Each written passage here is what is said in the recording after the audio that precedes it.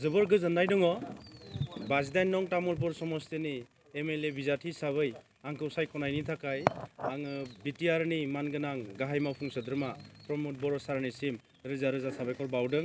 आसामनि मानगोनां chief minister Himanta Biswa Sharma सारनिसिमबो रोजा रोजा साबायखर बावदों। लोगोसेनो बिजेपिनि मासिगिरि भबेश कलिता सारनिसिमबो रोजा रोजा साबायखर बावदों। लोगोसेनो आङो तामुलपुर समस्तिनि जोंनि इउपिपिएलनि साफ्रोमबो जिल्ला जोंनि मण्डल कमिटिनि बा जोंनि ब्लक कमिटिनि आफादगिरि नेहाथारि गुबुन गुबुन बिबानाव थानाय बिबानगिरि बिथांमोननिसिमबो आं साबायखर बावदों। लोगोसे बुथ कमिटिनि प्राइमारि कमिटिनि गासैबो लोगोसे बायदिसिना सेल दिनै वमेन सेल थाबाय इउथनि थाबाय गासैनिसिमबो आंनिफ्राय रोजा रोजा साबायखर बावनाय बावदों।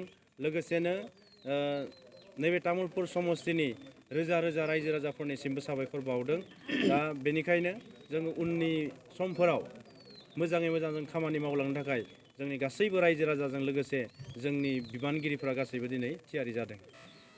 दा नैबे जि जानो गोनां बाय इलेक्शन बेवहाय बिजेपि इउपिपिएल आरो जिएसपि मोनथाम राजखान्थि हान्जाजों जिहेतु जोंहा बिटिसि सरकार सालायगासिनो दङ।